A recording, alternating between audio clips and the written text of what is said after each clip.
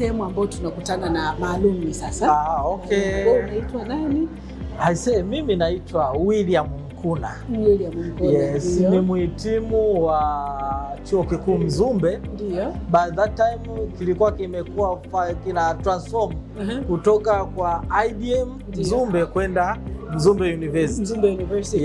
Na course niliyosoma ni Bachelor of Business Administration in Marketing. Marketing. Okay. Of course nakumbuka vitu vingi sana. Ndio. Nakumbuka by that time nikianza kwenye mabweni. Tulikuwa na bweni la Kimweli. Ndio. Tulikuwa na bweni la Matola. Kinjeketile, Mkwawa, Kibasila. Kwa hiyo it was very interesting. Lakini kitu ninachokumbuka zaidi ni kuna kitu kilikuwa kinaitwa kukata kiu. Kukata kiu yani ilikuwa kama kuna mtu amekuuzi. Inawezekana darasani au kozi nyingine. Sasa ilikuwa baada ya kula ile kabla ya kwenda plepo au baada ya plepo unapanda labda kwenye floor ya 4 unasimama pale kwenye ngazi. Bweni zaidi iliyokuwa linatumika lilikuwa nilipo ambapo inategemea, inawezekana Matola. Yani unaweza ukaenda kukatia Matola, unaenda unapanda pale ngazi ya 4 basi. Ilikuwa inaitwa Summit. Summit, ukishafika pale Summit basi unatoa ile kama dukuduku lako lilikuwa moyoni. Basi utamuinsult mtu bila kujali unamuumiza au muumizi. So it was very interesting. Sasa akisha kata kiu sasa watu wanasema nani anakatiwa kiu leo? Fulani ndio anayekatiwa kiu. Basi anawezekana jamaa yuko library, unamtumia message, bwana kuna jamaa anakukatia kiu. Kwa hiyo anapata message yake. Lakini kitu kingine ambacho nakikumbuka, kuna kitu kinaitwa punch. Punch bwana, kwanza punch master huwezi kumuona wala kumjua. Ndio. Yani inatokea kwa mtu ambaye labda ana ugomvi wa kimapenzi. Unajua tulikuwa watoto by that time, vijana na nini, ana ugomvi wa kimapenzi na mtu. Basi anamwandika historia yake. Wakati mwingine ilikuwa sio ya kweli, ili mradi tu uweze kumchafua. Sasa what's so exciting ni kwamba muda gani huyo mtu anabandika ile punch, kwa sababu inakuwa ni taarifa, inaweza kukukava madam. Yani inakukava ulivyo, sijui unaishije pale Mzumbe, mahusiano yako, sijui kama mwanamke labda anakuwa anachanganya wanaume. Manake wakati huo wanasema yani ndio wanasema maisha ya ujana. It was very interesting. Yani kama labda mdada anaweza akawa na mtu sponsor ambaye wakati nakumbuka tulikuwa tunakamata boom na boom tulikuwa tunakamata 100%.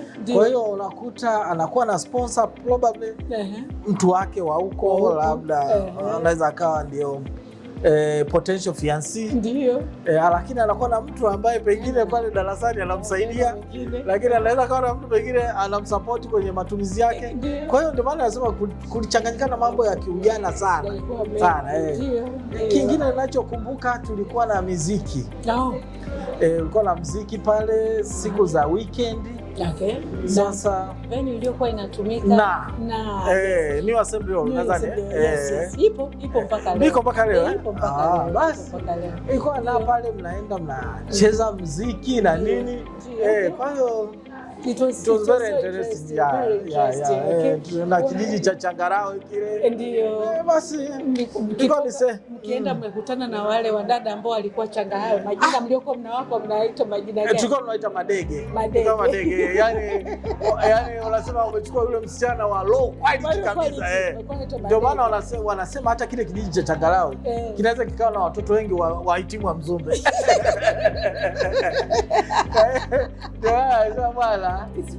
It was very interesting. Na of course to me, of course nilienjoy kusoma pale. Na nilipomaliza nikaajiriwa. Lakini nikarudi tena mlipofungua campus ya Dar es Salaam. Nikarudi kufanya MBA 2013 nikamaliza 2015. Kwa hiyo Wow. So baadhi ya walimu nao wakumbuka. Okay. Na walimu nao wakumbuka. Yeah. Sema kwa undergraduate. Undergraduate kwanza namkumbuka Profesa Binamungu. Profesa Binamungu. Alikuwa anatufundisha commercial law. Ndio. Namkumbuka Prof Mzava. Ndio. Mzava alikuwa anatufundisha nadhani marketing. Strategic something. Alafu kuna mwingine nani? Nyamsogoro alitufundisha costing. Yes, costing. It was very tough. Yani ukimsikia Nyamsogoro pepa yake, yani kichwa lazima kiende hivi. Yeah. Lakini namkumbuka na mwalimu mwingine, Mwenyezi Mungu ametangulia mbele zake, anaitwa Mr. Misango. Na mimi I must appreciate Mr. Misango kwa sababu alinisimamia kwenye research yangu. Wakati ule ulikuwa unasoma mwaka wa kwanza wa pili, semester ya mwaka wa tatu, semester ya kwanza mnaenda field. Yes, utaratibu mpaka leo upo. Mpaka leo upo. Kwa hiyo ulikuwa mimi Mr. Misango, Mwenyezi Mungu amlaze mahali pema peponi, huyu mwalimu kwanza ni appreciate. Alinisumbua sana. Ndio. Yaani ile proposal nenda rudi. Lakini uwezi ukaamini, alinipa A. Wow.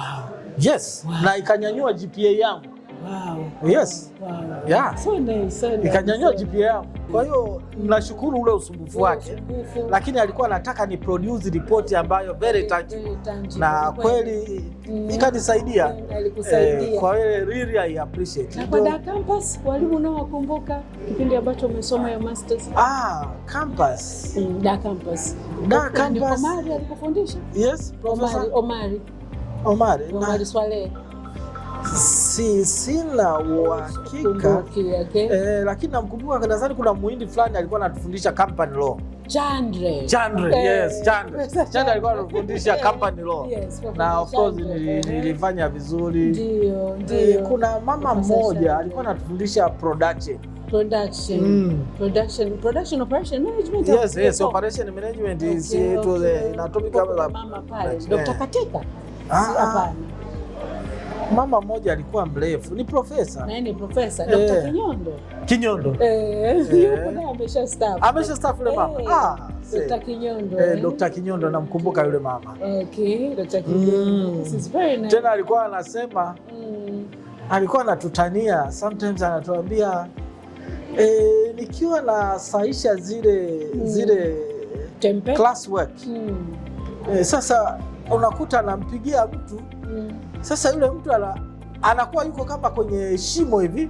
Ila anataka ufafanuzi kwamba ile alichoandika is it right? Sasa inawezekana yule mtu pengine alifanywa ile kazi. Sasa kila akijaribu kumpigia anasema anaitikia kama yuko kwenye nini. So anasema I'm trying to call this person to get clarity on what he has written. Lakini anasema sasa I'm not quite sure whether this report has been presented by himself or well, it was very interesting. Na mimi nilikuwa naingia darasa la saa 1 mpaka saa 4. Ndio. Saa 1 mpaka saa 4. Mpaka saa 1 mpaka saa 4 tukimaliza darasa tunakuwa na discussion. Wow. Nilikuwa na group ambalo liko very interesting. Lilikuwa limechanganyikana na tulikuwa wavulana wanne. Ndio. Na wasichana 3. Ndio. Sasa tukimaliza discussion pale, tukishamaliza class, tunasema jamani tu discuss baadhi ya topic ambazo pengine tunahitaji uelewa mpana. Ndio. Sasa unakuta walikuwa ni wake za watu. Sasa unakuta wanaume wao wanawapitia wanapiga simu ili kumwambia kwamba nikupiki twende nyumbani. Ndio. Sasa tulikuwa tunautani, anambia mwambie mzee, unamwambia naomba nipokee simu. Sasa anaambia wewe utapokeaje simu ya mume wangu? Anaambia tunataka tumtie joto. Tumwambie mimi napokea, afu namwambia anaoga. Yani ni klasi ya saa 1 mpaka saa 4. Yes, yani ilikuwa kwa sababu mmechoka na nini mnataka yani angalau refresh. Ni kweli. Na nini. Kwa hiyo lazima niseme mimi I appreciate na nakipenda sana chuo changu Mzumbe. Okay, asante sana. Na I wish yani mtoto wangu mmoja akasome Mzumbe. That much I wish. Okay. Na whenever you have any mnashiriki kwenye matana yote, hata pale mlishiriki pale mlishiriki pale Mnazi Mmoja. Ndio. Nakumbuka nilienda nikaattend na mkanipa kikombe. Kikombe kiko ofisini na kitumia ofisini. Watu wasema I'm proud.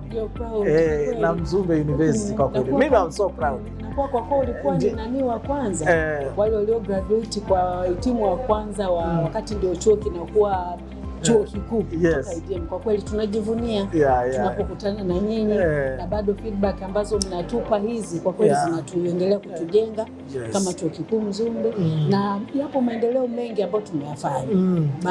Japo sijafika tokea nimemaliza. Bado hujafika? No, sijarudi tena. Hujarudi tena. Japo napitaga tu barabarani na gari pale nani, lakini nasikia pamekuwa pazuri, majengo yameongezeka. Na hata zile kozi ambazo mlikuwa mnasoma tumeziboresha na tunaendelea kuongeza. Nilifurahi siku nilipomwona Profesa Tundui. Ndio. Alikuwa nadhani anafanya presentation, ilikuwa rais, sija ameenda kutembea. Ilikuwa si Mbeya. Sasa hivi ndio makamu mkuu wa chuo anayeshughulikia taaluma. Okay. Mkuu wa chuo anashughulikia taaluma. That mom yani alikuwa na passion ya kufundisha. Yani ana passion kabisa, unaona akifundisha. Yani by that time alikuwa kama tutorial assistant. Yes, sasa hivi ni professor. Sasa hivi ni professor. Nimeona bwana kwenye TV nikasema I told my family, professor amenifundisha bwana. Sasa hivi professor. Kwa hiyo mimi niseme tu. Ndio. Mzumbe University. Ndio. Niseme product zake ni tailor made. Okay. Tailor made kwa maana kwamba ni kama fundi cherehani anakushonea nguo kulingana na matakwa yako. Kwa hiyo Mzumbe University inafanya research. Ndio. Kwa hiyo hata kozi zake ina design ili kusoti matatizo ya wananchi au kuongeza uelewa wa kitu fulani kwa upande wa wananchi. Ndio. Kwa hiyo that much I appreciate. Na niseme tuko marketable kwenye market. Myself I'm proud. Tuko marketable kwenye market. Kwa hiyo ndio maana nasema kozi zenu ni tailor made. Natoa kozi ambazo zinaenda kusoti matatizo ya wananchi, kuongeza ufahamu. Hiyo ndio kinachowafanya mnaendelea kuwa strong. We appreciate that na tumeendelea kuboresha kama ulivyosema. Tailor made hizo zipo. Tumeendelea kujiexpand. Sasa hivi tumefungua kuna campus ambayo inaenda kuanza, tuko Tanga sasa hivi. Tanga? Yes, tuko Tanga. Na kuna moja iko Tegeta. Tegeta, yes. Kipindi je mnamaliza 2015 hapo kwa Da campus tulikuwa pale, ilikuwa ni course za masters tu. Okay, yes. Sasa hivi tumeshaji expand, tuko Tegeta ambapo kule tuna courses za undergraduates. Kuna bachelor ya public administration, lakini bachelor of accounting and finance iko kule Tegeta. Kwa hiyo sasa hivi kama ni kufanya tunapofanya recruiting, tunafanya enrollment ya masters, lakini tunafanya enrollment ya undergraduate program bachelor campus. Kwa hiyo kama unavyosema you wish your child kusoma akaribia, hata kama sio kwa main campus, hata hapa campus akaribia. Sawa. Kwa kweli I'm so proud of Mzumbe. I'm so proud of Mzumbe. Asante sana kwa kupita. Asante. Tutakushirikisha.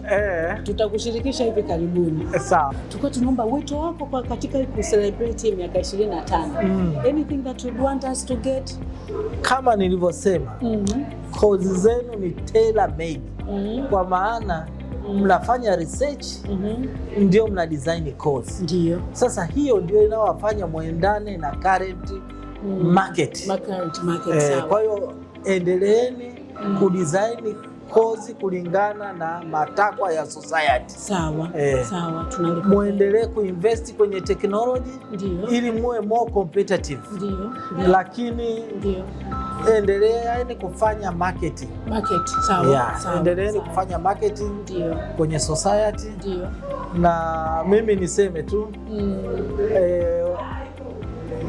kwenye hii miaka 25 niwapongeze sana Mzumbe University. Na niseme tu naiona succession plan ya Mzumbe University. Nimeona transition kutoka IDM kwenda university, lakini mpaka sasa hivi naona kuna succession plan kubwa sana. Na endeleeni kuinvest kwenye people. Naamini kichuo one day kitakuwa best in Africa, in the world. Asante sana. Sawa. Tunashukuru sana. Asante.